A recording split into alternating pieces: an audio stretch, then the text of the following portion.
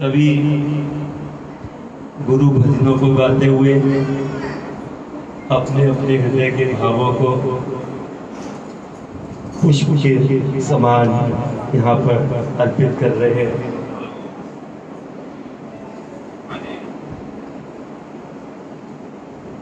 ये सिद्ध योग है। सिद्ध योग में क्या सिखाया जाता है कि अपनी शक्ति के मालिक बनो।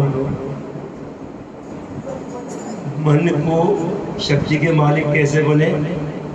मन को एकाग्र करो। हमारा ये मन बिखरा हुआ है, अभी सूरत में बैठा है, अभी अमेरिका पहुंच जाएगा, बंबई पहुंच जाएगा, इंग्लैंड पहुंच जाएगा। बहुत तेज इसकी गति है। जब अर्जुन ने सवाल किया भगवान कृष्ण से, चंचलमी मने कृष्ण प्रमादी बलवत् जडम तस्साम निगुणम मन्ये प्रायोनिक दुष्कृतम्। हे भगवान, ये मन बहुत चंचल है, वायु से भी तेज इसकी गति है, तो आप बताओ इस पे हम कैसे संयम करें? भगवान ने कहा, असंशयम महाबाहो मनो दुर्निग्रह चलन अभ्यास इंतु कौन्तेय पैरा गिरचा गृह्यते। अर्जुन, मैंने माना ये मन चंचल है, वायु से तेज की गति है, लेकिन अभ्यास के द्वारा और बैराग के द्वारा इस पर हम नियंत्रण कर सकते हैं। अभ्यास कौन सा? जो गुरुदेव ने बताया, मंत्र का जाप करना, आसन करना, नियमित उसका अभ्यास किया। एक मनुष्य के अंदर ही इतनी ताकत है, ये देवी देवता है ना ऊपर, ये केवल भोगी भोग भोगते हैं, ऊपर कर्म करने को नहीं मिलता। कर्म कहाँ मिलता है? इस मनुष्य जन्म में मिलता। या मेदाम देवगणा पितृश्चोपास्ते तया मामद मेधा अग्ने मेधा विनम कुरु। ये देवता लोग पितृलोग की तरफ से प्रार्थना करती है, भगवान हमें मनुष्य योनि में पहुंचा दे, ताकि क्यों?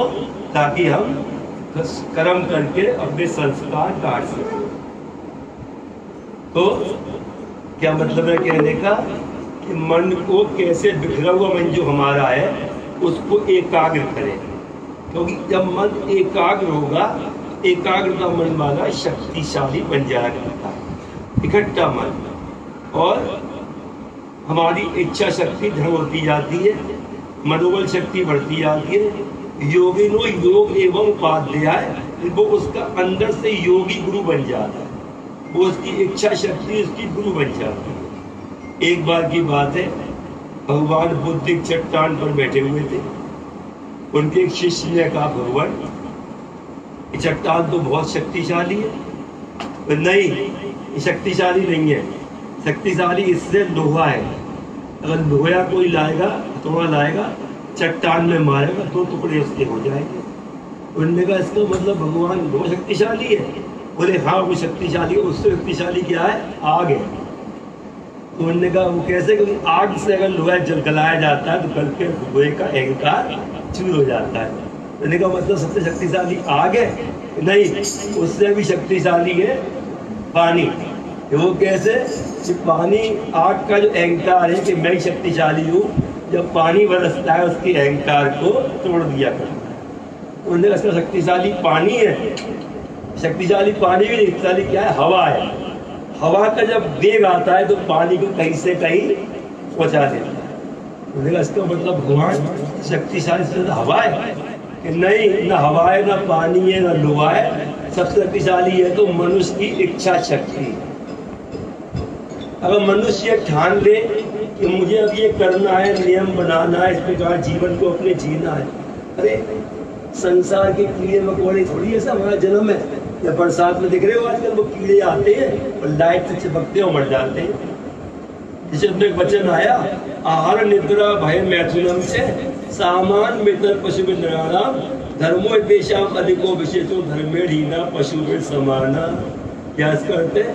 खाना पीना, सोना, भोग विलास, भयभीत रहना, ये तो मनुष्य और पशु में एक समान है ना? धर्मो देशाम अधिको विशेषो, मनुष्य को क्या दी है? मनुष्य को विशेष बुद्धि दी है, विवेक दिया कि अच्छा बुरा सोच सके।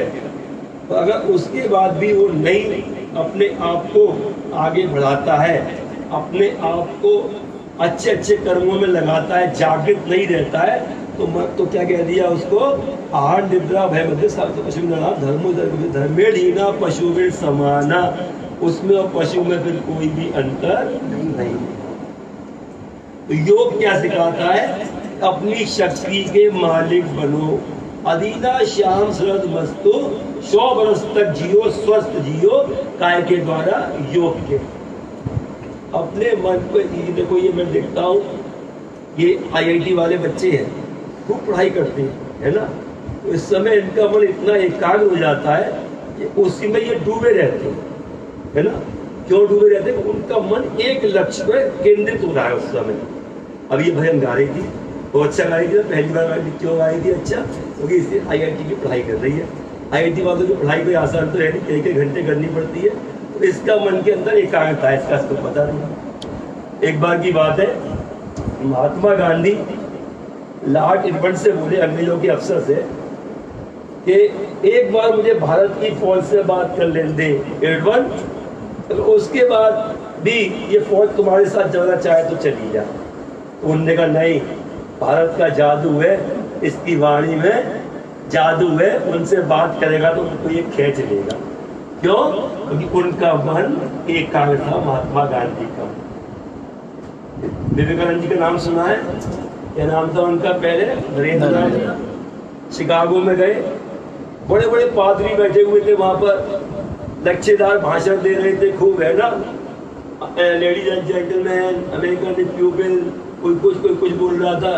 विवेकानंद जी का नंबर आया, सादे वस्त्रों में, एक भगवा वस्त्र और लपेट रखा था, ऊपर से एक सर में बड़ा सा बांध रखा था।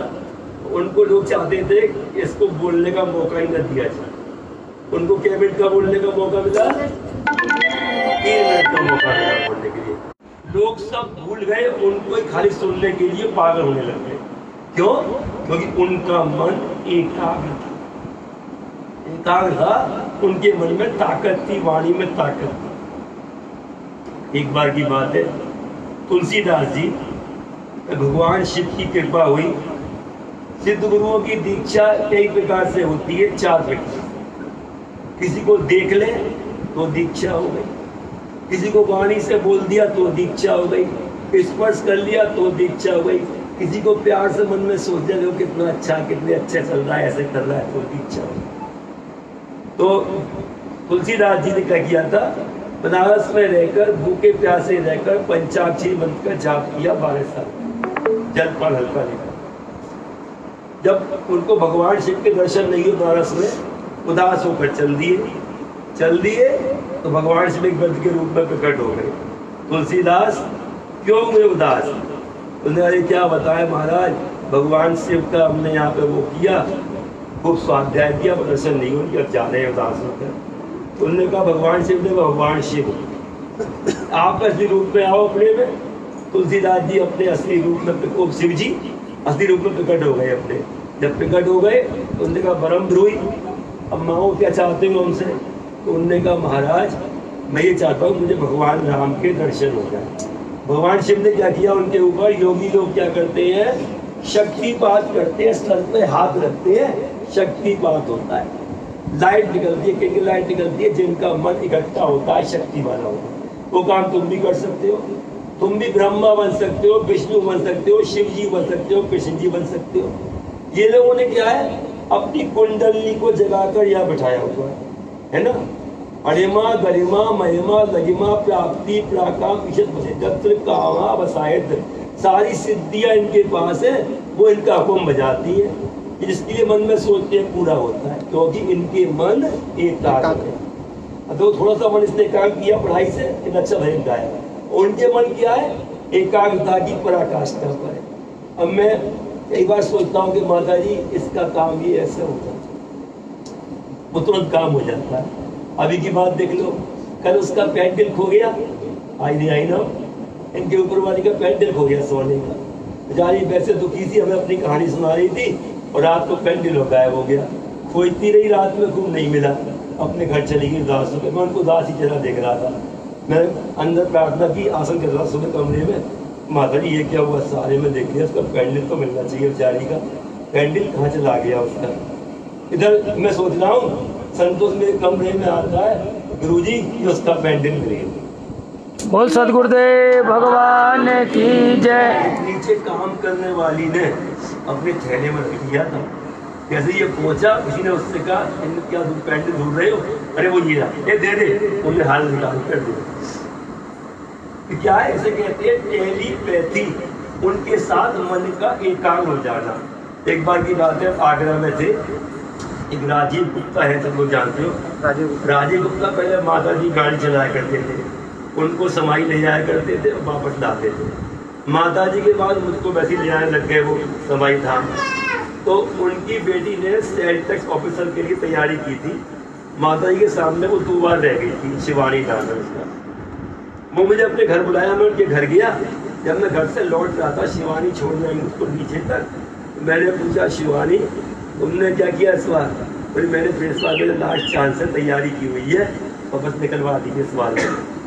मैंने कोई बात नहीं है, मेरे मन में एकदम आया अचानक, चिंता मत करो, माता जी ने कहलवाया तुमको अवश्य इस बार निकलोगी।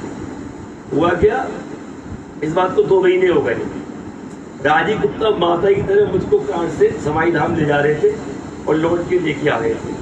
थोड़ा वो जल्दी खिचड़े हो जाते हैं, गुस्सा स्वभाव है उनका, आसन करते नहीं है। जो आसन नहीं करते उनको जल्दी क्रोध पे काबू नहीं, क्रोध पे कौन काबू कर पाएगा? जो आसन करेगा, जो मन के जाप करेगा, वो अपने क्रोध पे और इस पे संयम कर लेता है। तो क्या हुआ, राजीव गुप्ता बैठे गाड़ी चला रहे थे। अब मैं कैसे पूछूं इससे कि इसकी बेटी का क्या हुआ? अब पूछूंगा अभी, हुआ नहीं होगा तो कहते हैं कुछ नहीं हुआ, इधर कैसे हो जाएगा? फिर कैसे पूछे? तो माता जी से प्रार्थना करता हूँ, माता जी राजीव गुप्ता को बेकार अपने साथ भेजती हो। अरे मैं तो खुद गाड़ी चला के ले जाऊंगा, खुद ले आऊंगा, तो भेजती हो, इनके पे काम करो। इतना मैंने कहा है, देखो इतना मैंने कहा है। तो राजीव गुप्ता कहते हैं अरे गुरुजी मैं आपको बात बताना भूल गई भैया, शिवानी पास हो गई। बोल सदगुरुदेव भगवान। और उसका इलाहाबाद में अब वो उसका इंटरव्यू होना है और वहाँ जाएगी इलाहाबाद। मैंने अब तो तेरी बेटी पार हो गई है, तुम मुझसे लिखवा ले। तो मैंने खाली सोचा है मन में, तुरंत मुझसे वो कहलवा रही है, इसका मतलब हो गई। और वही हुआ, उसमें 100 लड़कियां पास हुई थी, 16वां नंबर उसका पास हो गई। अब उसके बाद उसके पापा मम्मी मुझसे बोले कि अब बिटिया की शादी आ रही है, पुराना मकान है घर का, वो बिक नहीं पा रहा है, कैसे करेंगे क्या करेंगे? और संबंध तय कर चुके हैं, बहुत बड़े घर का संबंध हुआ है, कम से कम 30 लाख का खर्चा आएगा। मैंने क्यों चिंता करता है, 3 इतनी सेवा करी है माँ की, अब भी कर रहा है, तेरे सारे काम वो करती आ रही, ये भी करेंगे, अपने आएगा, चिंता मतलब पैसा तू निश्चिंत होकर 5 जाप में लगा रहे सेवा।